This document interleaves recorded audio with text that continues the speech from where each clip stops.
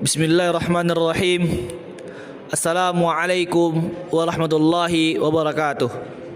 Alhamdulillahi rabbil alamin wa bihi nasta'in ala umuri dunya waddin, wassalatu wassalam ala asyrafil anbiya'i wal mursalin wa nabiyyina Muhammad sallallahu alaihi wasallam, amma ba'du. Kami dari kelompok 10 akan mempresentasikan maddah Sirah Nabawiyah pertemuan 4 dan 5.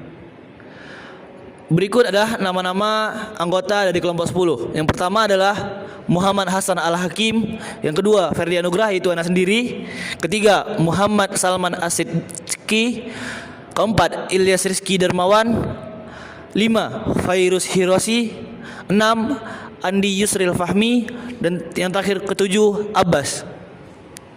Ya, inilah berikut adalah daftar pembahasan yang akan kami presentasikan kali ini.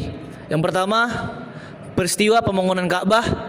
Yang kedua, pendahuluan sebelum kenabian. Ketiga, permulaan wahyu. Keempat, dakwah sembunyi-sembunyi. Kelima, dakwah secara terang-terangan. Dan terakhir keenam, penentangan terhadap dakwah. Peristiwa pembangunan Ka'bah. Berikut ada beberapa poin yang akan ana jelaskan. Pertama, Quraisy membangun kembali Ka'bah 5 tahun sebelum diangkatnya Nabi SAW menjadi Rasul, yaitu ketika beliau berumur 35 tahun. Kenapa Quraisy ingin membangun kembali Ka'bah? Karena banjir besar telah mengalir deras ke arah Masjidil Haram. Yang kedua, ketika mereka takut untuk merobohkannya, kemudian Al-Walid bin Al-Mughirah Al-Makhzumi memulai dengan merobohkan sebagian dindingnya. Yang ketiga, pembangunannya dilakukan oleh seorang tukang dari bangsa Romawi yang bernama Bakum. Keempat, mereka sepakat di antara mereka bahwa pembangunan Ka'bah tidak boleh dibiayai kecuali dari harta yang halal, yaitu tidak dari harta hasil zina, tidak dari harta hasil riba, dan tidak juga dari hasil kezaliman terhadap siapapun. Dan Nabi SAW juga ikut serta dalam pembangunan Ka'bah. Beliau membantu pamannya, yaitu Al-Abbas, mengangkat batu-batu. Dan ketika sampai pada bagian peletakan Hajar Aswad, suku-suku Quraisy berselisih mengenai siapa yang berhak untuk meletakkannya. Hingga dampak dari perselisihan tersebut, mereka saling membunuh, hampir saling membunuh. Lalu Abu Umayyah mengusulkan pendapat, yaitu yang berhak, bagaimana jikalau yang berhak meletakkan Hajar Aswad adalah orang yang pertama yang masuk dari pintu Masjidil Haram. Dan qadarullah, ternyata orang yang pertama masuk ke Masjidil Haram ketika saat itu adalah Nabi Muhammad SAW. Dan ketika mereka mengetahui hal tersebut, para Quraisy mengatakan, hadzal amin radinahu hakaman. Ini adalah orang yang terpercaya, kami ridho beliau sebagai hakim. Saya Andi Yusril Fahmi akan melanjutkan presentasi ini, yaitu pada pembahasan pendahuluan sebelum kenabian. Pada pembahasan ini itu ada dua macam, yaitu pendahuluan khusus, yaitu hal-hal khusus yang hanya terjadi pada Nabi SAW saja. Kemudian pendahuluan umum, yaitu tanda-tanda kenabian dari nabi-nabi sebelum Nabi SAW. Bagian yang pertama yaitu pendahuluan khusus. Poin pertama dari pendahuluan khusus ini yaitu kecintaan Nabi SAW terhadap menyendiri untuk beribadah, atau biasa disebut juga dengan at-tahannuth atau at-tabarrur, yaitu mendekatkan diri kepada Allah Subhanahu wa taala dengan amal kebaikan. Dan at-tahannuth ini itu terjadi sebelum beliau mencapai usia 40 tahun. Dan tempat beliau bertahannuth, beribadah, menyendiri untuk beribadah, yaitu di Gua Hira, dan ini dilakukan setiap tahun selama 1 bulan. Dan at-tahannus ini itu tidak asing bagi kaum Quraisy, karena sebagian kaum Quraisy itu juga melakukan at-tahannus di masa jahiliyah. Kemudian poin kedua dari pendahuluan khusus yaitu batu memberi salam kepada Nabi sallallahu alaihi wasallam. Diriwayatkan dari Jabir bin Samurah radhiyallahu anhu, ia berkata, Rasulullah sallallahu alaihi wasallam bersabda, "Aku benar-benar mengenal sebuah batu di Mekah yang dahulu memberi salam kepadaku sebelum aku diutus menjadi nabi. Sungguh aku masih mengenalnya hingga sekarang." Kemudian poin ketiga dari pendahuluan khusus yaitu ar-ru'ya as-sadiqah, mimpi yang benar. Diriwayatkan dari Aisyah radhiyallahu anha, ia berkata, permulaan wahyu yang datang kepada Rasulullah sallallahu alaihi wasallam adalah mimpi yang benar dalam tidur. Setiap mimpi yang beliau lihat selalu datang sejelas cahaya subuh. Kemudian bagian yang kedua yaitu pendahuluan umum. Di antaranya adalah yang dimaksud dengan pendahuluan umum yaitu kabar-kabar yang menceritakan tentang dekatnya kedatangan Nabi sallallahu alaihi wasallam. Di antara kabar tersebut berupa doa Nabi Ibrahim alaihi salam agar Allah mengutus seorang rasul dari keturunannya. Kemudian kabar yang lainnya adalah kabar yang diberitakan oleh Nabi Isa alaihi salam tentang kedatangan Nabi sallallahu alaihi wasallam yang disebutkan dalam surah As-Saff. Kemudian poin yang lainnya adalah bahwa berita kenabian itu telah disebutkan dalam Taurat dan Injil. Kemudian poin lainnya yaitu ditutupnya langit dari syaitan pencuri kabar berita. Bismillah, Ana Ilyas Rizky Dermawan akan melanjutkan presentasi tentang permulaan wahyu. Permulaan wahyu yang pertama yaitu dengan mimpinya Nabi yang benar, yang bisa digambarkan dengan jelasnya bagaikan cahaya fajar. Lalu yang kedua, kecenderungan Nabi untuk menyendiri, yakni sebelum dimulainya wahyu, Nabi itu memiliki kebiasaan menyendiri di Gua Hira. Lalu yang ketiga, setelah turunnya wahyu, beliau pulang menemui Khadijah dalam keadaan ketakutan. Kenapa beliau ketakutan? Karena turunnya wahyu ini dia didatangi oleh malaikat Jibril. Oleh karena itu beliau ketakutan dan langsung pulang ke rumah. Dan sebagai istrinya Khadijah, ia pun langsung menenangkan Nabi Muhammad SAW dan menghiburnya. Lalu yang keempat, Khadijah membawanya kepada Waraqah bin Naufal. Siapakah Waraqah itu? Waraqah adalah cendekiawan ataupun pendeta yang terkenal di Quraisy. Waraqah ini menafsirkan bahwasannya beliau akan menjadi nabi di kemudian hari. Dan yang kelima, wahyu terputus sementara. Disinilah Nabi merasa gelisah sampai kemudian wahyu kembali turun dengan perintah untuk menyampaikan dakwah. Bismillah.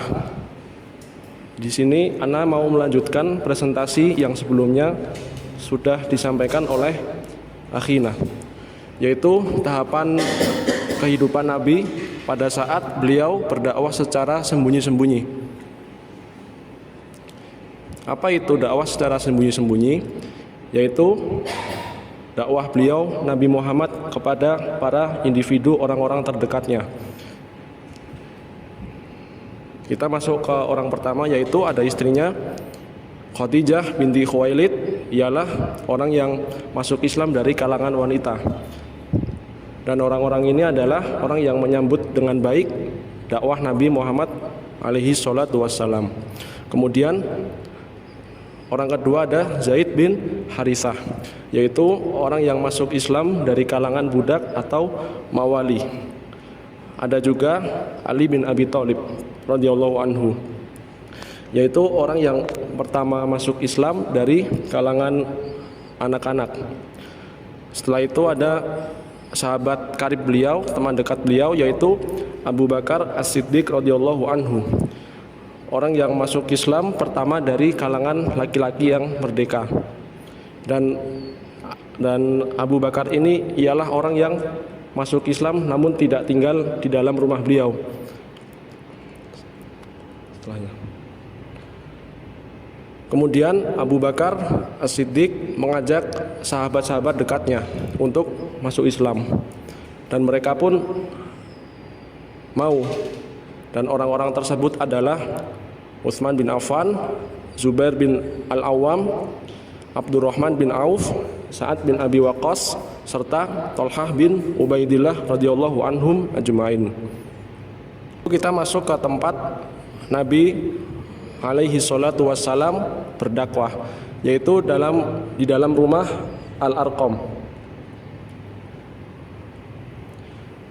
Nah, para sahabat dalam menyikapi dakwah beliau, mereka tidak serta-merta memberitahu kepada tetangganya atau orang-orang terdekatnya, namun mereka menyembunyikannya. Dan mereka secara sembunyi-sembunyi juga sholat di lembah-lembah Mekah agar terhindar dari penglihatan Quraisy. Dan pada suatu hari, Sa'ad bin Abi Waqqas beserta para sahabat lainnya sedang sholat. Lalu datanglah orang-orang musyrik. Lalu mereka mencela dan memukul para sahabat. Karena perbuatan orang Quraisy itu, maka Sa'ad bin Abi Waqqas memukul salah seorang dari mereka dengan tulang rahang unta, sehingga orang itu meninggal. Dan peristiwa itu termasuk darah pertama yang tertumpah dalam Islam. Kemudian Nabi alaihi salatu wassalam mencari tempat yang aman untuk mengajarkan ilmu kepada para sahabat. Beliau pun memilih rumah Al-Arqam ibn Abil Arqam radhiyallahu anhu yang terletak di Bukit Sofah, dengan pintu yang berada di belakang, sehingga kalaupun ada orang lewat tidak ada yang bisa melihat ke dalamnya. Disinilah para sahabat berkumpul untuk belajar tentang agamanya serta membuka diri dengan ajaran Islam. Bismillahirrahmanirrahim. Ana Muhammad Salman As-Siddiq akan melanjutkan presentasi kali ini dengan bertema dakwah secara terang-terangan, dakwah Nabi secara terang-terangan. Ada beberapa poin yang bisa kita ambil di sini. Yang pertama, dakwah Nabi SAW secara sembunyi-sembunyi yang berlangsung selama 3 tahun, dan Nabi SAW belum menyampaikan dakwahnya secara terang-terangan di hadapan masyarakat. Kemudian poin yang kedua, turunnya perintah dari Allah Subhanahu wa taala untuk berdakwah secara terang-terangan sebagaimana dalam firman-Nya, wa anzir asyiratakal aqrabin, dan berilah peringatan kepada kerabat-kerabatmu yang terdekat. Kemudian poin yang ketiga, Nabi SAW memulai dakwanya kepada kerabatnya terlebih dahulu.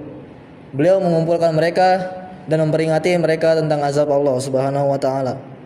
Kemudian poin yang keempat, Nabi SAW bersabda kepada kerabatnya, Ya Fatimah binta Muhammad, Ya Safiyah binta Abdul Muttalib, Ya Bani Abdul Muttalib, La amliku lakum minallahi syai'a. Wahai Fatimah binti Muhammad, wahai Safiyah binti Abdul Muttalib, wahai Bani Abdul Muttalib, aku tidak memiliki kuasa untuk melindungi kalian dari azab Allah sedikit pun.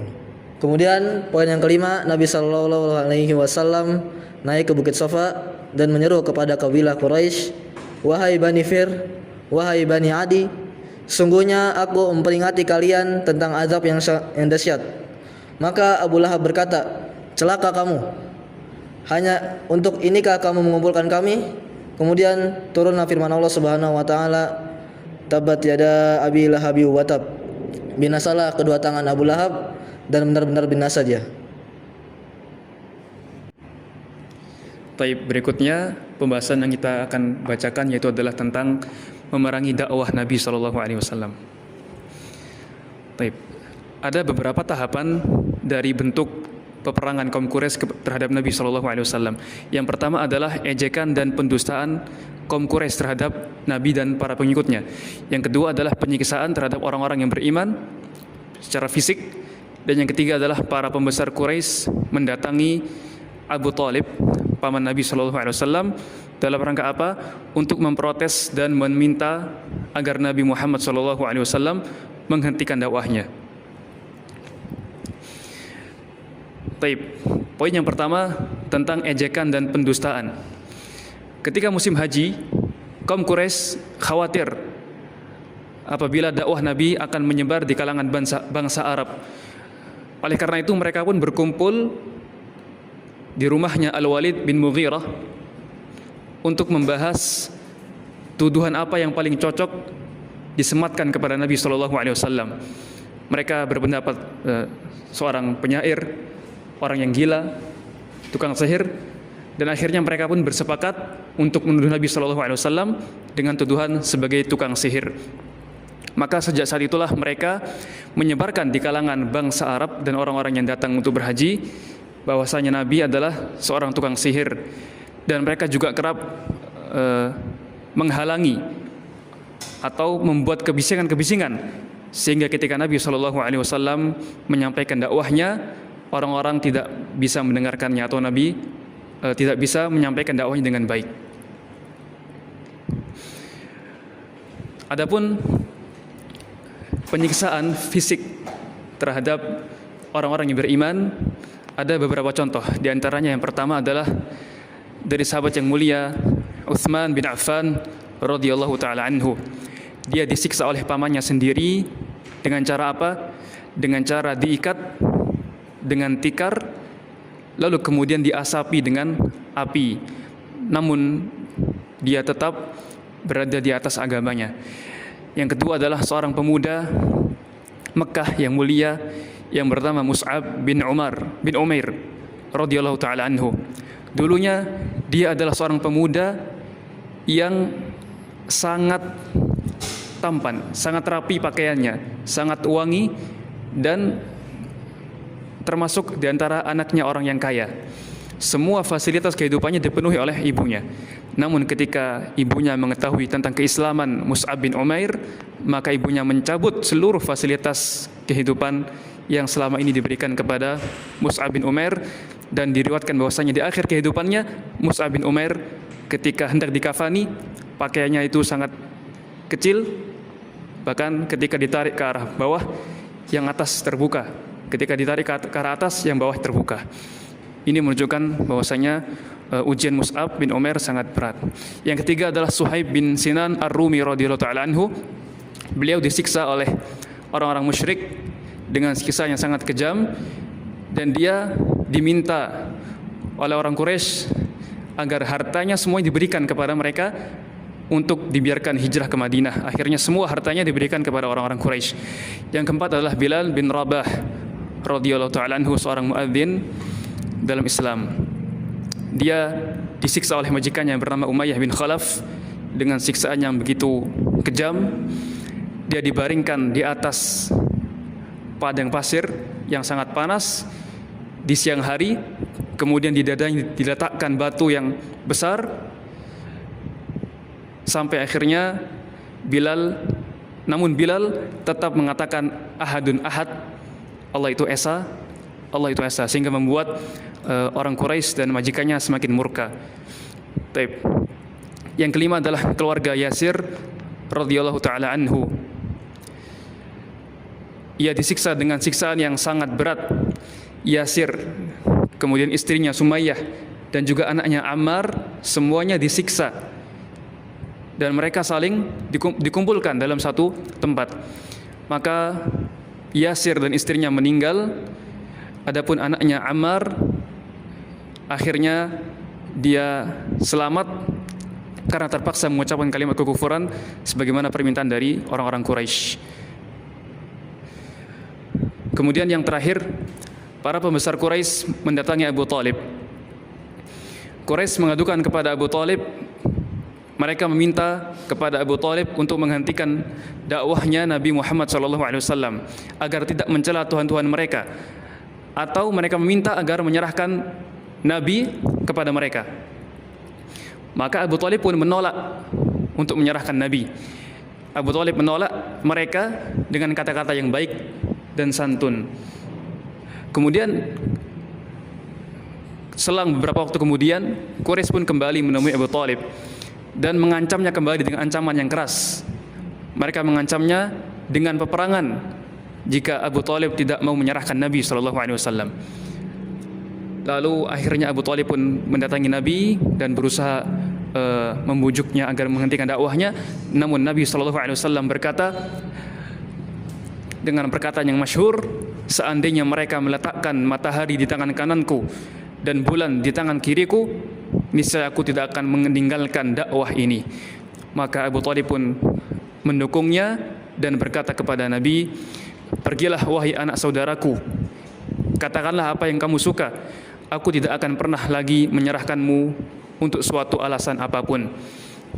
Kemudian Quraisy juga menawarkan suatu tawaran yang lain, yaitu agar menukarkan Nabi Muhammad dengan seorang pemuda yang paling baik di antara mereka.